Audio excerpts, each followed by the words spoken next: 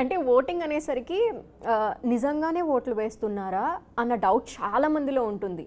At the ఎండ్కి వచ్చేసరికి okay maybe ఇంత journey చూసారు కాబట్టి వాళ్ళలో ఎవరైనా ఫేవరెట్స్ని సెలెక్ట్ చేస్తారేమో, వాళ్ళు ఆల్రెడీ డిసైడ్ అయిపోయి ఉండుంటారు ఒకళ్ళని, ఇంకా మనం ఓట్లు వేయటం ఎందుకు అనే చిన్న డౌట్ ఉంటుంది, కొంతమందిలో ఉంటుంది, అందరిలో కాదు.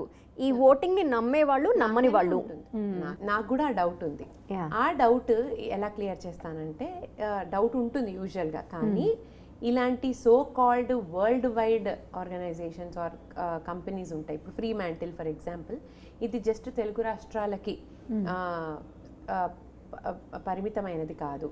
All over India, all over the world కూడా ఫ్రీ మ్యాంటిల్ అనేది ఒక noted and well known company who takes production, who takes care of these kind of shows. వాళ్ళే చేయాలి ఇలాంటి షోస్. అండ్ అన్ని పేపర్స్, అగ్రిమెంట్స్ చాలా ఉంటాయి. ఇప్పుడు సరిగ్గా వీళ్ళు ఓటింగ్ సరిగ్గా చేయకుండా ఏదో వాళ్ళ ఫేవరెటిజం చూపిస్తే లా అనేది చాలా మేజర్ రోల్ ప్లే చేస్తుంది ఇక్కడ.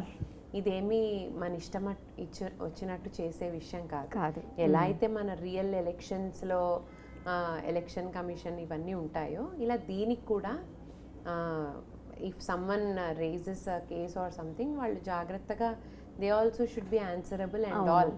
సో ఇప్పుడు ఓట్లు వేయించుకున్నారు అంటారు చూడండి. అవును, ఇదొకటి ఉంది. ఫర్ ఎగ్జాంపుల్ ఆ క్యాంపెయినింగ్ వాళ్ళు ఎలా చేయించుకున్నారు, ఎలా చేస్తారు అనేది మనకు తెలియదు. ఇప్పుడు నేను చేసే క్యాంపెయిన్ అద్భుతంగా ఉండి ఒక లక్షలాది మంది ఓట్లు వేయచ్చు. క్యాంపెయినింగ్ అనేది బ్యాక్ ఎండ్ లో జరుగుతుంది. అవును, క్యాంపెయినింగ్ అనేది కూడా మళ్ళీ ఇందులో వస్తుంది. బట్ ఇక్కడ ఈ ప్రోగ్రామ్ యొక్క బ్యూటీ ఏంటంటే, నాకు నచ్చిన కాన్సెప్ట్ ఏంటంటే, ఆ లీస్ట్ కి పంపడం అనేది జడ్జెస్ చేతిలో ఉంటుంది. ఓకే, ఫైనల్ గా ఒక మంచి సింగర్ కి చాలా తక్కువ ఓట్స్ వచ్చి ఉండొచ్చు, ఆ రోజు అద్భుతంగా పాడి ఉండొచ్చు, వాళ్ళు టాప్ 1 లో ఉన్నారనుకోండి, దట్ మీన్స్ గోల్డెన్ పర్ఫార్మెన్స్ లేకపోతే అలాంటివి ఏమన్నా ఉంటే వాళ్ళు లీస్ట్కి రాకుండా వాళ్ళు చూసుకున్నారనుకోండి, అప్పుడు ఇంకా వాళ్ళకి ఓట్స్ అనేది ఎఫెక్ట్ పడదు. అవును, సో పర్ఫార్మెన్స్ అనేది కూడా చాలా ఇంపార్టెంట్. రైట్. ఓట్స్ అనేవి ఎప్పుడైనా బై మిస్టేక్ కానీ కర్మకాలి ఏదన్నా లీస్ట్లోకి వెళితే అప్పుడు ఓట్స్ పుష్ ఇస్తాయి నెక్స్ట్ ఎపిసోడ్కి. ఫైన్. అంటే వీళ్ళు గ్రూమ్ అవ్వటంలో కూడా మెంటార్షిప్ అనేది అవసరం. సో మీరు కూడా వాళ్ళకి మెంటార్షిప్ అందిస్తూ ఉంటారా, లేదంటే సెపరేట్గా వాళ్ళని ఎవరు గ్రూమ్ చేస్తూ ఉంటారు? గ్రూమ్ చేసే టీం ఉంటారండి.